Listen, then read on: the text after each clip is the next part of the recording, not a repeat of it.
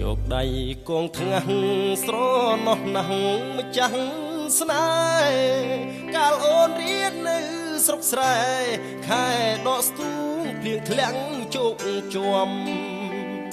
កងកញ្ចាស់មួយជួយឲ្យបងបានដុកមុំចៃដន្យថ្ងៃមួយភ្លៀងធំដួលរលំអូនអោបកបងអនុស្សាវរីយ៍បានញោមញីដួងចិត្តមិនគួរឃ្លាតកាយណាយចិត្តជុំជីវិតគួយផ្ដាច់បេះដូងរូបអូនមានភ័ព្វបានផ្លាំងទៅរៀនទីក្រុងអូនផ្លាំងទាំងពណ៌បេះដូងដល់ដីក្រុងអូនភ្លេចស្រុកស្រែបើកសៀវភៅអានភ័ក្រកល្យានបានជាប់សៀវភៅ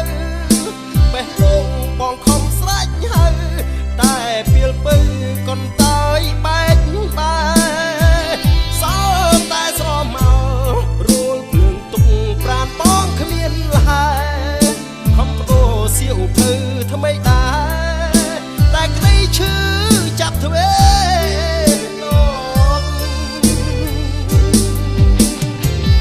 បងជ្រៀកបេះដូងវិញជាប់ធ្វើអំ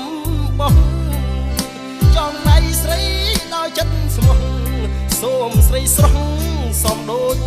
បំណងអនុស្សាវរីយ៍យើងទាំងពីរបានចងក្រង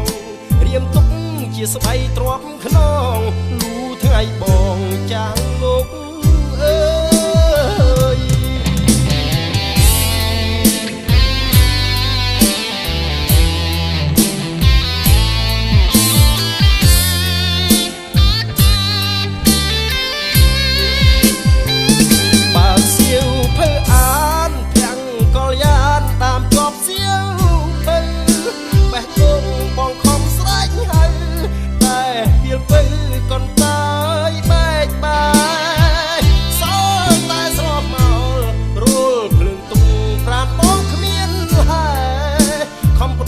សៀវភៅថ្មីដែ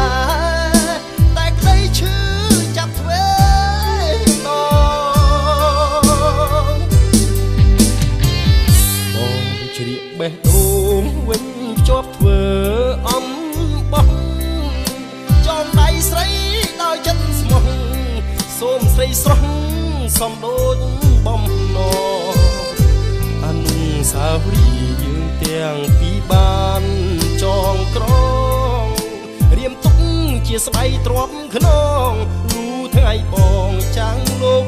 អើ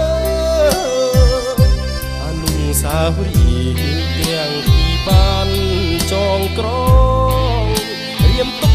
ជាស្បៃទ្រាំខ្នងលូថ្ងៃបងចាលោកអើ